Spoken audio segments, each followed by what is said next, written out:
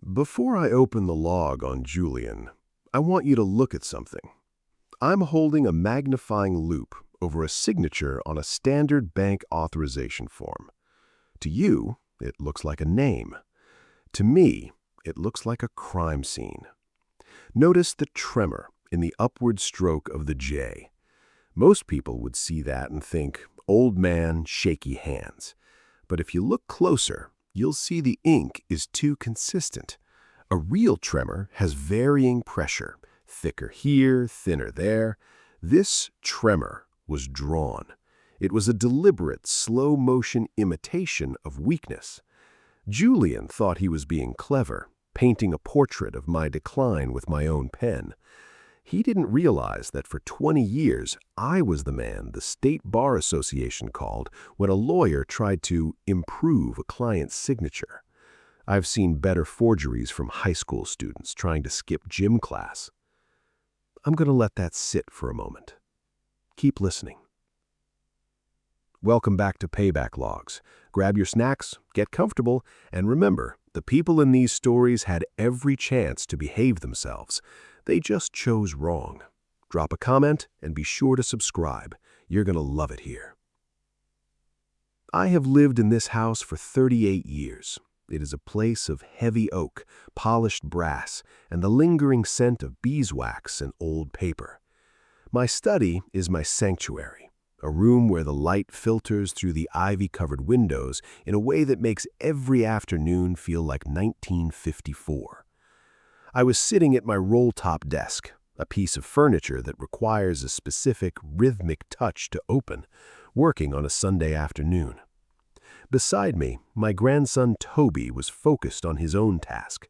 He's 10 years old, and he possesses a rare, quiet patience. We share a ritual, calligraphy. I've taught him that a man's word is only as good as the ink he records it with. He was practicing his uncial script, his small hands steady as he dipped the nib into a bottle of midnight blue ink. "Steady, Toby," I said, my voice low and dry. "The ink flows from the mind, not just the pen. If you rush the stroke, you lose the character." "I know, Grandpa," he whispered, not breaking his concentration. "It's about the slant." I checked my Casio, 1:14 p.m. The house was quiet, save for the scratching of Toby's nib. Then I heard the soft, padded footsteps of Julian. My son-in-law doesn't walk, he glides. He moves like a man who is constantly worried he might wake a sleeping baby, or perhaps a man who doesn't want anyone to hear him coming. He entered the room with a tray of tea, a check-in, he called it. He's been very attentive lately, too attentive. He's the kind of man who wears cashmere sweaters in the summer and smiles with too many teeth. "How are we doing in here, Ray?" Julian asked, setting the tray down on the corner of the desk. He didn't look at me. He looked at the stack of correspondence I'd been sorting through. "Toby, you shouldn't be bothering your grandfather. He needs his rest." "He isn't bothering me, Julian," I said. I picked up a birthday card I'd been signing for a former colleague. My hand gave a slight natural hitch, a bit of arthritis in the thumb. It's a minor thing, a nuisance, nothing more. I saw Julian's eyes lock onto that hitch. He didn't look concerned. He looked observant, like a predator noting a limp in a gazelle. "Ray, your hand," he said, his voice dropping into that fake sympathetic register that always made my skin crawl. "That looks painful. Are you sure you should be handling all this paperwork yourself? The estate, the taxes, it's a lot of heavy lifting for someone with your challenges." "I'm signing a card, Julian, not a death warrant." He chuckled, a soft, oily sound. Of course. I just worry. I was talking to a friend at the bank and they mentioned how often elders, pardon the term, get taken advantage of because they can't keep up with the technicalities. Maybe it's time we talk about transitioning some of that responsibility. A power of attorney, or perhaps a codicil to the will to simplify the management. He reached out to adjust the tea service, but his hand lingered near the edge of my roll-top desk. His fingers brushed the wood. He wasn't looking at me. He was looking at the keyhole. "I have everything under control, Julian," I told him. I didn't raise my voice. In my line of work, the man who raises his voice is the man who has already lost the argument. "I've managed this estate before you were in law school, Julian. I think I can handle a few more summers." "Naturally," he said, straightening up. "But things change, people change. I'd hate for a mistake to happen because you were too proud to ask for help." He stood there for a moment longer than necessary, his gaze sweeping over the room, taking in the antique maps, the law books, and the heavy iron safe in the corner. He wasn't seeing a home, he was seeing an inventory. A quiet dread settled in my chest. It wasn't the kind of dread that makes you want to run. It was the kind that makes you want to lock the doors and count the silverware. I noticed Toby had stopped writing. He was looking at Julian, his blue eyes wide and questioning.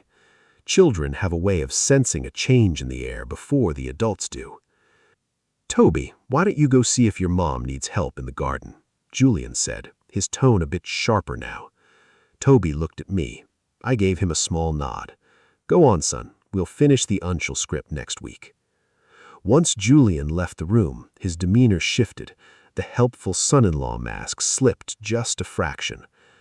"I'm serious, Ray. The world is getting more complex. Forgery, identity theft, it's rampant. You need someone younger, someone who knows the modern legal landscape to protect what you've built." He thought he was being subtle. He thought he was playing the long game. But I spent 20 years as a forensic investigator for the State Bar Association. My entire career was built on the study of people who thought they were smarter than the documents they signed.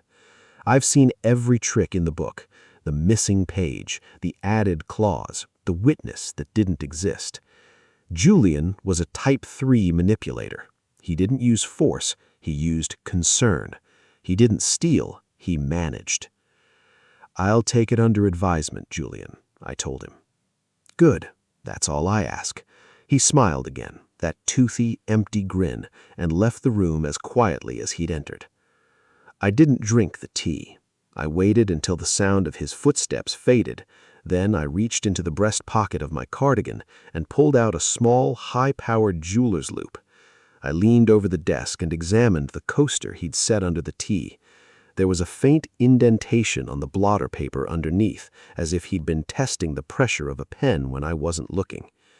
He wasn't just worried about my shaky hand, he was practicing it. The first crack wasn't in the estate, it was in the trust. Julian had just declared war on a man who had spent a lifetime studying the anatomy of a lie. He thought I was a relic. He forgot that a relic is often the only thing that survives the fire. I checked my watch, 2:30 p.m. I stood up and locked the roll-top desk. The click of the tumblers was the only sound in the room.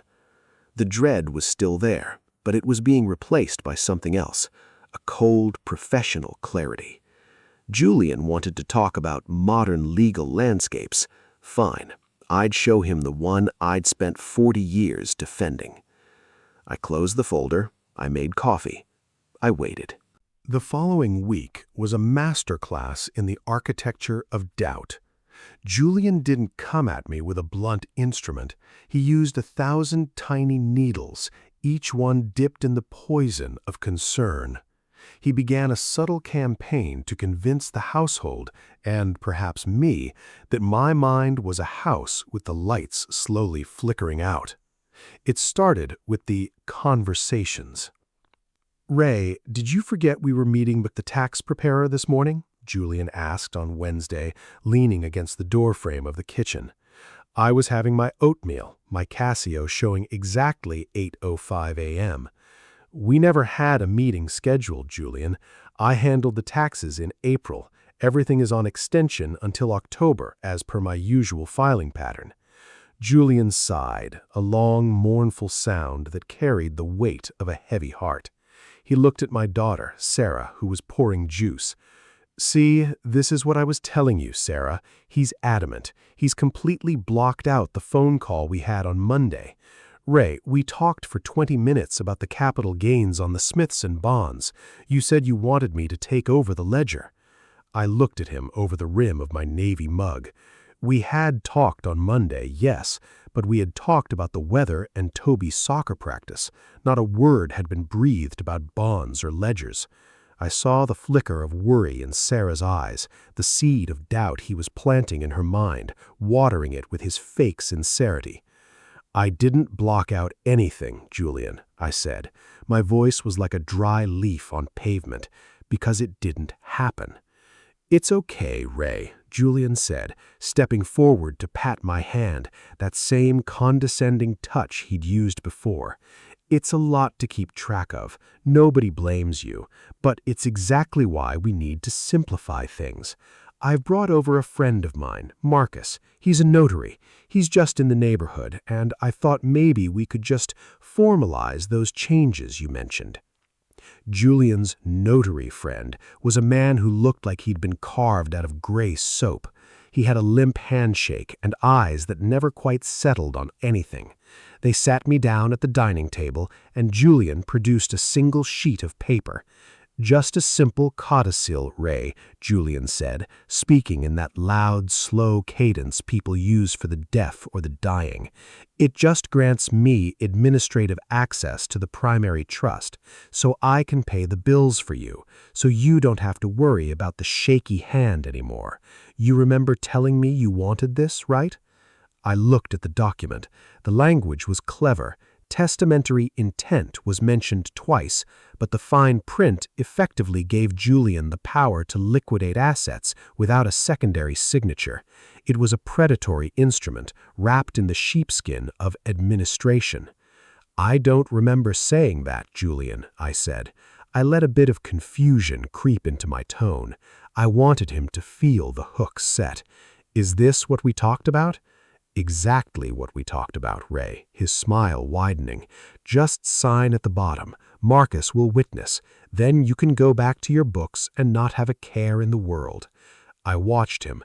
I noted the way he placed the pen, his own pen, a cheap ballpoint, in my hand. He didn't want me using my fountain pen.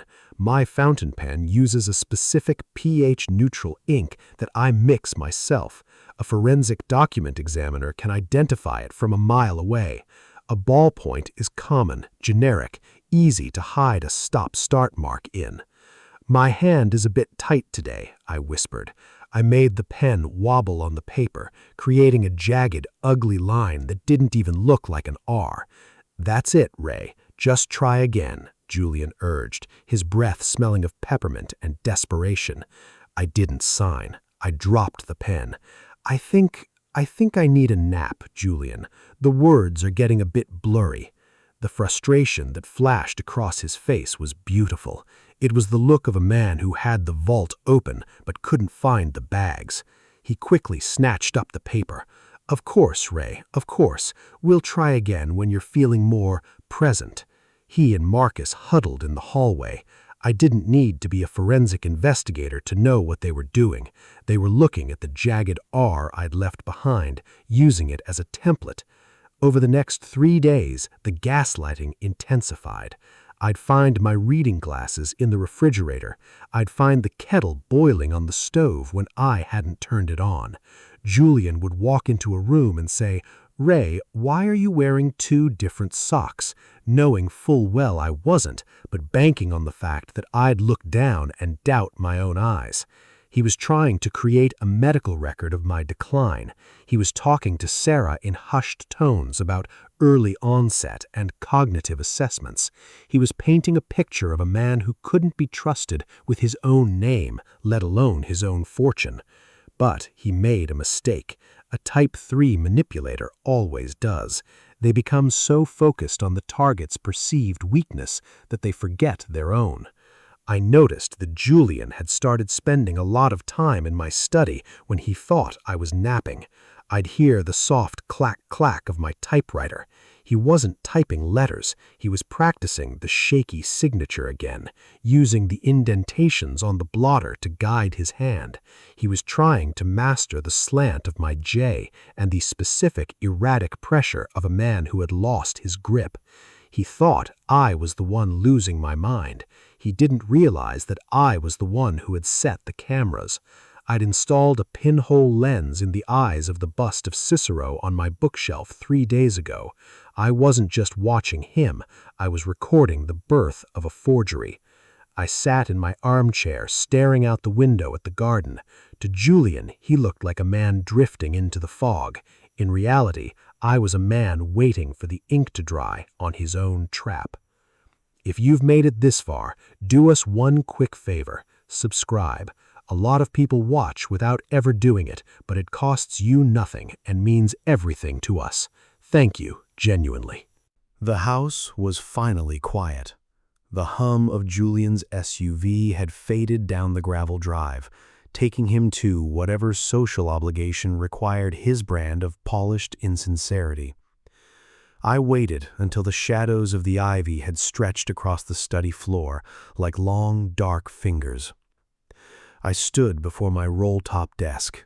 It's more than furniture. It's a repository of 40 years of marriage. I pressed a specific knot in the cherry wood on the interior left panel, a secret Claire and I had discovered shortly after we bought it at an estate sale in Richmond. With a soft click, a shallow drawer popped out from the base. Inside was a single envelope, the paper aged to the color of heavy cream. I pulled out the letter. Claire's handwriting was a masterclass in the Spencerian script, a style of penmanship that requires a rhythmic, almost musical motion of the arm. It was graceful, fluid, and utterly impossible to mimic without years of dedicated study. Her C's were like the crest of a wave, her L's were long and elegant, like the neck of a swan. My dearest Ray, the garden is finally turning. Always remember, the beauty isn't just in the bloom, but in the margins. Check the edges, my love. That's where the truth grows. She wrote that 3 months before the cancer took her. At the time, I thought she was talking about the peonies.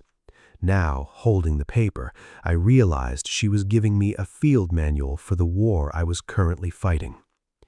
Claire was the moral spine of this estate. While I was out in the world dissecting the lies of crooked attorneys and analyzing the ink of fraudulent contracts, she was here, building the sanctuary I was now defending. She believed that a man's legacy wasn't just the money he left behind, but the integrity of the record he kept. Julian wanted to rewrite the ending of our story. He wanted to take the manuscript Claire and I had written together, a life of honest work, careful saving, and a deep respect for the written word, and scribble his own greedy footnotes in the margins. He saw this house as a distressed asset to be liquidated. I saw it as the last place I could still hear the scratch of her pen against the parchment at night. I held the letter up to the light. I wasn't just looking at the words, I was looking at the indicia. I noticed the way her pen had feathered slightly on the upward strokes, a sign of the high-quality water-based ink she favored. I felt the slight indentations on the back of the paper, the tactile signature of a person who wrote with conviction. Julian's shaky forgeries were an insult to this room. They were a violation of the silence Claire had loved. I remembered the sound of her voice, low and melodic, with a slight Virginia lilt. She used to sit in the wing-back chair by the fire while I worked late on a case. She'd look up from her ledger and say, "Ray, you're staring too hard at the ink. Look at the paper. The paper never lies about how it was treated." It was a professional lesson disguised as a domestic observation. In forensic document examination, the paper's fiber disturbance tells you more than the signature itself. If a pen is moved too slowly, as it is in a tracing, it leaves hesitation marks and ink blobs that are invisible to the naked eye, but scream under a microscope. Julian thought I was a man lost in a fog of grief and age. He didn't realize that grief is a lens. It strips away the noise. It makes the important things, the curve of a letter, the weight of a legacy, stand out in high relief. I looked at the L in her name. It was a single confident loop. Julian had been practicing that loop in the study, but his hand was too heavy. He lacked the grace of someone who actually cared about the person they were writing to. He was a man who saw the world in block letters. I was a man who lived in cursive. The memory of Claire anchored me to the floorboards. I felt her presence in the room, not as a ghost, but as a standard. I wouldn't let this man deface the record we had built. I wouldn't let him turn our life's work into a fraudulent codicil. I tucked her letter back into the secret drawer. I felt the wood grain under my thumb, solid and real. "Always check the margins, Claire," I whispered into the quiet room. I went to the bookshelf and pulled down a hollowed-out copy of Black's Law Dictionary. Inside wasn't a flask or a gun. It was a portable video spectral comparator, a piece of equipment I'd acquired when the state bar upgraded their lab 10 years ago. It's an instrument that uses different wavelengths of light to reveal hidden layers of ink and paper. Julian thought he was playing a game of emotional control. He thought he was gaslighting a tired old man who was slowly fading out. He didn't realize that the man he was targeting was currently setting up a forensic laboratory in the dark. I looked out at the garden. The peonies were long gone, but the margins were clear. The ghost of the past wasn't here to haunt me. She was here to witness the reckoning.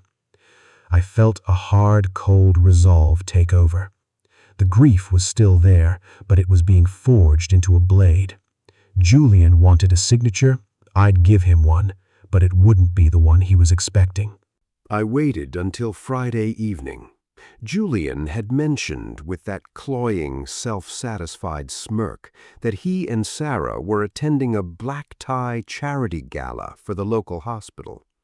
He spent an hour preening in the hallway mirror, adjusting a silk bow tie that cost more than Toby's monthly tuition. He thought I was safely tucked into bed with a mug of chamomile tea and a volume of Dickens I'd already read 5 times.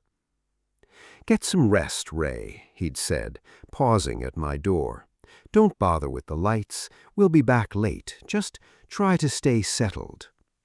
Settled was his code for out of the way. As soon as the gravel crunched under the tires of his SUV, I was out of the chair. My joints ached, but my mind was a precision instrument. I didn't need chamomile. I needed the truth. I went straight to my study. I didn't turn on the overhead lights. I didn't want the house to look occupied from the road. I used a small, focused LED architect's lamp. I sat at my roll-top desk and began a systematic search. I didn't look in the obvious places. A man like Julian, a Type 3 manipulator, always hides his sins in plain sight, usually tucked behind something mundane to discourage curiosity. I found it in less than 10 minutes. It was tucked inside a stack of junk mail, colorful circulars for grocery stores and credit card offers, sitting in the to-be-filed basket on top of the desk. A single, crisp sheet of high-bond linen paper. I pulled it out and laid it flat on my blotter. It was a codicil to the last will and testament of Raymond Thorne. It was a masterpiece of deception. The font matched my old IBM Selectric, the one I still use for formal documents, perfectly. The language was cold, legalistic, and devastating. It revoked the primary trust oversight from my longtime attorney and vested sole discretionary administrative authority in Julian.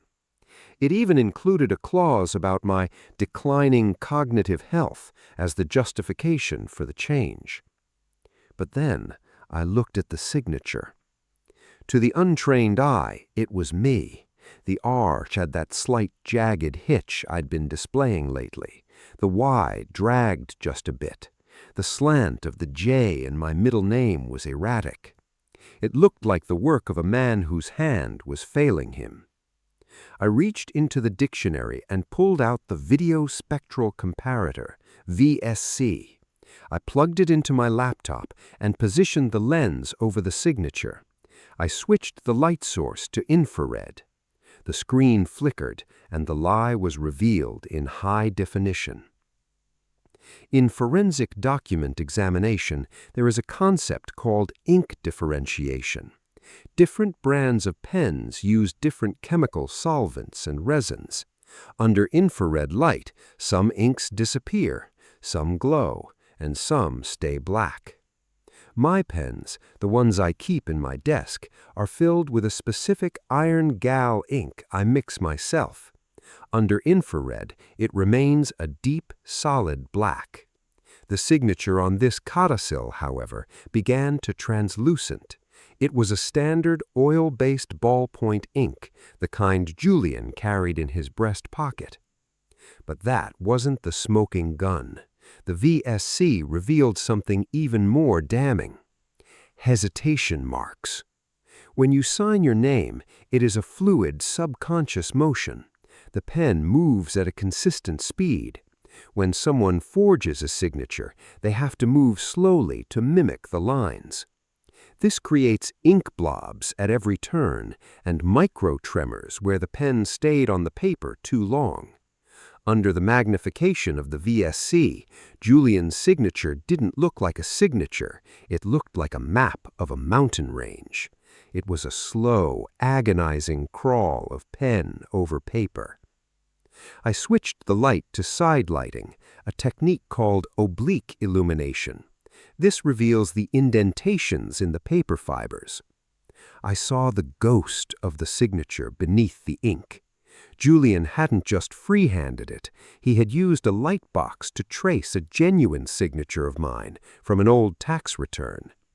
I could see the precise pressure marks where he had followed the master signature, his pen digging deep into the linen fibers as he struggled to maintain the shaky illusion.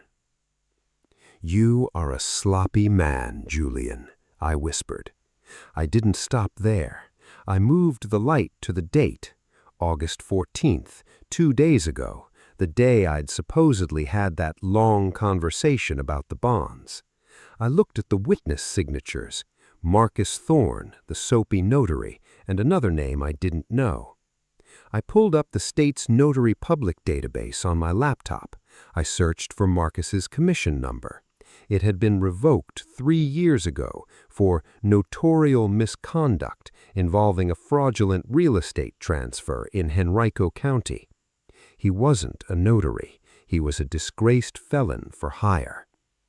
My audit was complete. I had the chemical proof of the ink. I had the mechanical proof of the tracing. I had the regulatory proof of the fraudulent witness. I felt a surge of cold, surgical fury. Julian wasn't just trying to simplify my life. He was committing a Class 4 felony under Virginia Code, Section 18.2-172, forgery of a public record or legal instrument. He was trying to steal the roof over Toby's head and the legacy Claire had spent her life building, all while patting me on the hand and telling me I was confused. He thought he was playing a game of emotional control. He thought he was gaslighting an old man who was slowly fading out. He didn't realize that he was currently being processed by a man who had spent 20 years putting people like him front of the ethics board. I took high-resolution digital photographs of the codicil under every light setting. I saved the VSC scans to an encrypted drive. I then carefully placed the document back into the junk mail, exactly as I had found it. I didn't want him to know I'd found it yet. I wanted him to feel the warmth of his perceived victory. I wanted him to believe the lie was holding. In my line of work, we have a saying, "Never interrupt an adversary while they are making a mistake." Julian's mistake was thinking that shaky meant weak. He forgot that the most dangerous thing in the world is a man who knows exactly how you're trying to kill him. I checked my watch, 11:15 p.m. The gala would be ending soon. I turned off the VSC, locked the secret drawer, and walked back to my bedroom. I sat in the dark for a moment, listening to the house. It felt lighter now. The truth was documented, the audit was complete. All that remained was the reckoning. The professional coldness of an investigator is a necessary armor, but it has a fracture point. For me, that point is 10 years old, smells like graphite and ink, and goes by the name Toby. The double front revealed itself on Saturday morning, not through a document, but through a conversation I wasn't meant to hear. I had come downstairs early, moving quietly in my slippers, heading for the kitchen to refill the bird feeder. I stopped in the hallway when I heard voices, low, urgent, and sharp, coming from the breakfast nook. "He's getting suspicious, Julian," Sarah's voice said. My own daughter. It was a sound that felt like a piano wire snapping in my chest. "He asked about the notary again. We need to move the timeline up." "He's not suspicious, Sarah. He's just senile," Julian's voice replied, followed by the clink of a spoon against a porcelain cup. "He can barely sign a birthday card. I've already got the shaky version of the codicil ready. I just need to make sure the school doesn't call him about the tuition." "I've already handled that," Sarah said. I could hear the coldness in her tone, a pragmatism she had inherited from me, now turned into a weapon against me. "I told the bursar that Dad is having financial management issues and that we're moving the funds to a private holding account for his protection. They won't call him, and Toby doesn't need that expensive art camp this summer. It's a waste of money we'll need for the transition." I stood frozen in the shadows of the hallway. It wasn't just Julian, it was a coordinated strike. My own daughter, the girl Claire and I had raised to value the truth, was feeding the predator. She wasn't just a bystander, she was the architect of the gaslighting. She was providing the shaky handwriting samples Julian was using to refine his forgery. But it was the mention of Toby that turned my blood to ice. They weren't just stealing from my future, they were hollowing out the boys too.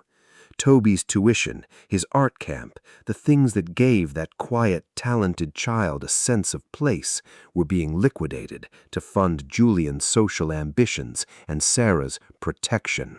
They were squeezing me financially to create a sense of dependency, making sure I felt the walls closing in so I'd sign whatever they put in front of me.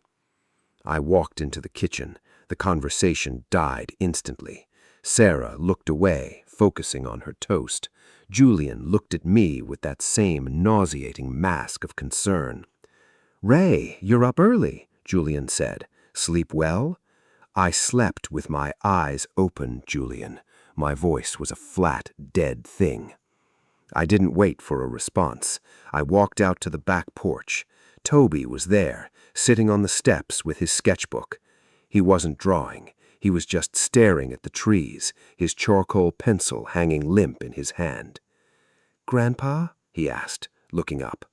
"Mom says I can't go to the art museum classes anymore. She says the ink is too expensive." I sat down next to him.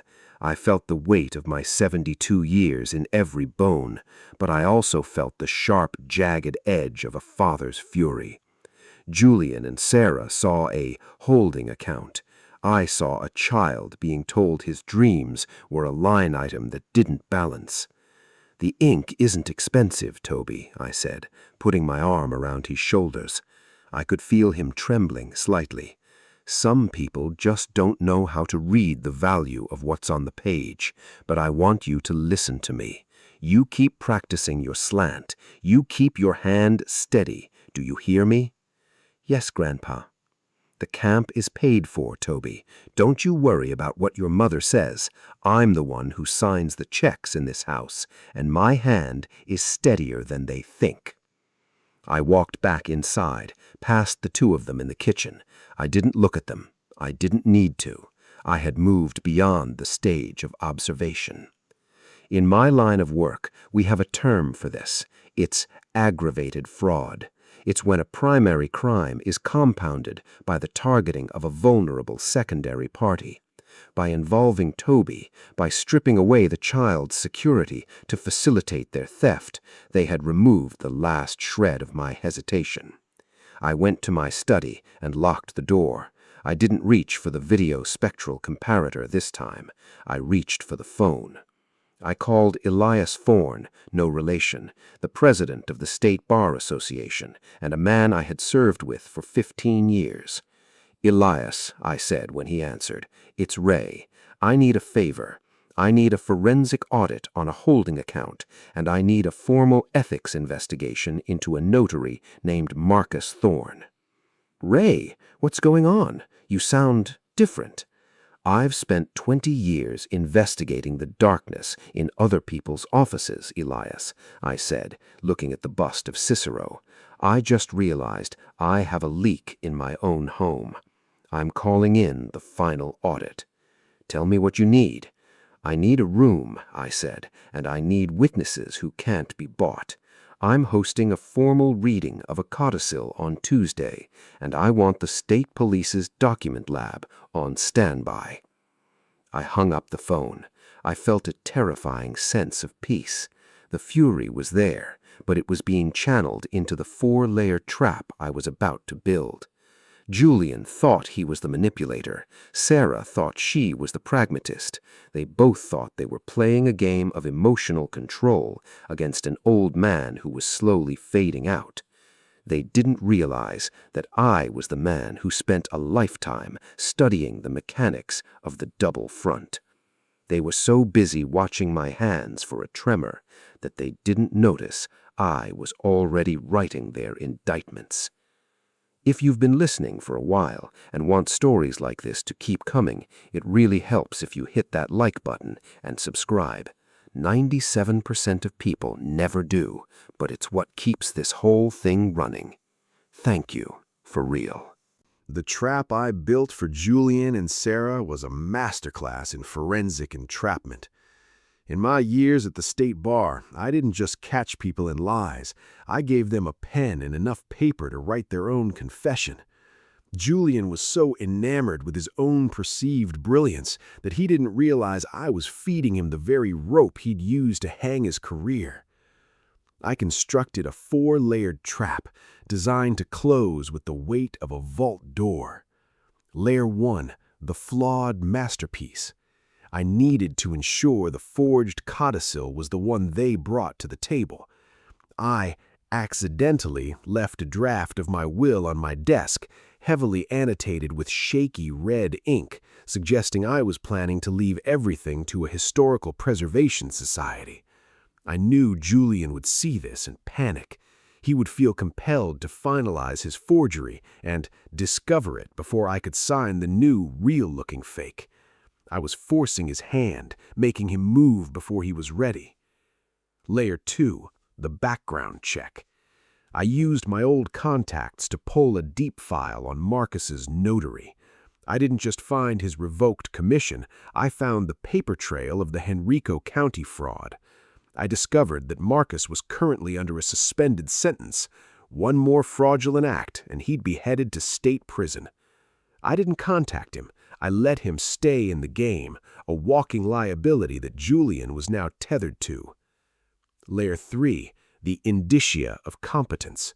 This was the most satisfying layer. I began keeping a daily log of observations, but I hid it in plain sight. I wrote detailed, perfectly scripted entries about Julian's movements, the conversations I forgot, and the exact times he entered my study. I wrote them in my perfect, non-shaky Spencerian hand. I tucked these pages inside the hollowed-out Black's Law Dictionary. If they ever tried to claim I was incompetent, this log, notarized daily by my longtime attorney in town, would serve as a chronological proof of my total lucidity and their coordinated gaslighting. Layer 4, the formal reading. I told Sarah and Julian that I was feeling overwhelmed and wanted to have a family meeting at my attorney's office to settle the estate once and for all. I told them to bring any updates or amendments they thought were necessary. Julian's eyes practically glowed with the light of a man who thinks he's about to inherit a kingdom. He told me it was a brave and mature decision. He even offered to drive me so I wouldn't have to worry about the traffic. I used the correct professional terminology during our dinner preparations. I spoke of testamentary capacity and undue influence. I mentioned how important it was that a will be a free and voluntary act. Julian just nodded, patting my hand, thinking I was reciting old textbooks from a fading memory. He didn't realize I was reading him the charges. I spent the night before the meeting in my study one last time. I looked at the bust of Cicero. The camera was still running, capturing Julian sneaking in at 2 a.m. to discover the codicil and place it in his leather portfolio. He even did a little celebratory shimmy as he walked out. I have it all on a high-definition thumb drive. Julian thought he was playing a game of emotional control. He thought he was gaslighting a tired old man who was slowly fading out. He didn't realize that I was the man who had spent a lifetime studying the mechanics of the double front. He thought my shaky hand was a sign of a failing mind. He forgot that even a shaky hand can pull a trigger. I checked my watch. 10 p.m. Tuesday was coming. The formal reading wasn't going to be the coronation Julian expected. It was going to be an evidentiary hearing. I looked at the blue ink on my fingers. It felt like war paint. He had more front than a department store window. I whispered to the quiet room. The trap was set. The witnesses were briefed. The ink was dry. The conference room at my attorney's office was built for gravitas. High ceilings, mahogany paneling, and a long table that had seen a century of disputes settled in ink and blood. The air was cool and smelled of expensive floor wax and old bound leather. Julian and Sarah arrived together, dressed in their finest concerned family attire. Julian wore a navy blazer and a look of solemn responsibility. Sarah wore a tailored gray suit and kept her eyes on her watch. They looked like people ready to perform a civic duty. They didn't see the two men sitting in the shadows at the back of the room. "Ray, it's good to see you so alert today," Julian said, taking the seat directly across from me. He placed his leather portfolio on the table with a soft, authoritative thud. "I'm glad we're doing this. It's about peace of mind for everyone." "I agree, Julian," I said. My voice was steady, a contrast to the shaky persona I'd been wearing for weeks. Peace of mind is a valuable commodity. My attorney, Arthur Vance, sat at the head of the table. He looked at Julian. "Mr. Thorne has requested a formal review of the estate documents. Do you have anything to present to the record?" Julian didn't hesitate. He pulled out the linen sheet, the forged codicil, and slid it across the mahogany. "I found this in Ray's study a few days ago. It was tucked away, almost as if he'd forgotten he'd signed it. It's a codicil, dated the 14th. Given the recent fluctuations in Ray's health, I think it's best we formalize this today. It gives me the authority to manage the trust and ensure Toby's needs are met without any further delays." Sarah nodded. "It's what Dad wanted. He told me so himself." I looked at my daughter. I looked at the woman I had taught to ride a bike, the girl whose college tuition I had paid without a second thought. She didn't look back. She was staring at the document as if it were a life raft. "Julian," I said, "I don't recall signing that. My hand has been so shaky lately. Are you sure that's my signature?" Julian's smile was a masterpiece of condescension. "Ray, it has your specific tremor. It matches the card you signed for your colleague. We have a notary witness, Marcus Thorne. It's all above board." "Is it?" I asked. I stood up. I didn't lean on the table. I stood straight, the weight of the moment grounding me. "Arthur, would you bring in the witnesses?" The side door opened. 3 people walked in. Elias Thorne, the president of the State Bar, Special Agent Miller from the State Police Forensic Lab, and Detective Vance from the Financial Crimes Division. The color drained from Julian's face as fast as it looked like a camera filter had been switched off. Sarah's hand went to her throat. "Julian, you remember Elias," I said. "He spent the last 48 hours reviewing the background of your notary, Marcus Thorne. It turns out Marcus hasn't had a valid commission in 3 years. He's a convicted fraudster. Using his seal on a legal instrument is a felony. And Sarah," I turned to my daughter, "I believe you know Detective Vance. He's been looking into that holding account where you redirected Toby's tuition. It turns out moving funds from a protected educational trust into a personal account under false pretenses is called embezzlement." "Dad, wait," Sarah started, her voice cracking. "I'm not finished," I said. I signaled to Miller. He stepped forward and placed a portable light box and a high-resolution monitor on the table. He snatched up the codicil. "Let's talk about the ink, Julian," I said. Miller switched on the video spectral comparator. The signature appeared on the large monitor, magnified 50 times. "This is what we call line quality analysis," Miller said, his voice as clinical as a scalpel. "Notice the ink blobs at every curve. Notice the hesitation marks in the upward stroke of the J. This signature wasn't written, it was drawn. It was a slow-motion imitation of a tremor." He switched the light to infrared. The signature on the screen began to fade, becoming a ghostly, translucent gray. "I use iron-gall ink, Julian," I leaned over the table. "It stays black under IR. This is a standard Bic ballpoint pen, the same brand I saw in your blazer pocket on Tuesday. You didn't even bother to use my pens." Julian tried to stand, but his legs seemed to have turned to water. This is a setup. You're crazy. You're senile." "I'm a forensic investigator, Julian, and you're a Type 3 manipulator who forgot that the man you were gaslighting was the one who wrote the training manual for the people sitting in this room." I reached into my own folder and pulled out a thumb drive. "And for the record, I have the high-definition footage of you entering my study at 2:14 a.m. on Friday to plant that document in my mail. I have the audio of you and Sarah discussing the transition in the kitchen. You thought I was sleeping. I was recording." The silence in the room was absolute. It was the silence of a vault door closing. Sarah began to cry, not out of remorse, but out of the sheer, terrifying realization that the game was over. Julian just stared at the screen, at the magnified evidence of his own greed. The slant of the J that he'd worked so hard to mimic was now his indictment. "You took me for a mug, Julian. You thought that because I moved slow, I thought slow. You thought that because I was grieving for Claire, I had lost my edge.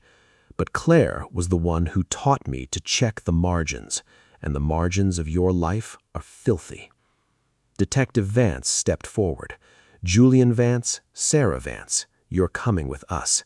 We have enough evidence for a grand jury indictment on forgery, elder financial abuse, and conspiracy to commit fraud." "Dad, please," Sarah sobbed, reaching out for me. "We were just trying to make sure the estate was safe. We were worried about you." "You weren't worried about me, Sarah." And for the first time, my voice wavered, not from age, but from the sheer, staggering weight of her betrayal. "You were worried about the balance sheet. You sold your father for a holding account. You took the one thing I had left, my trust in my own blood, and you forged it." I looked away from her. I couldn't look at her anymore. The detectives led them out. Julian went quietly, his head down, the black tie social climber reduced to a man in a rumpled blazer being escorted by the police. Sarah's crying faded down the hallway until the heavy mahogany doors clicked shut. I sat back down. The room felt immense. Elias Thorne walked over and put a hand on my shoulder. "You did a proper job of it, Ray. It was a perfect audit."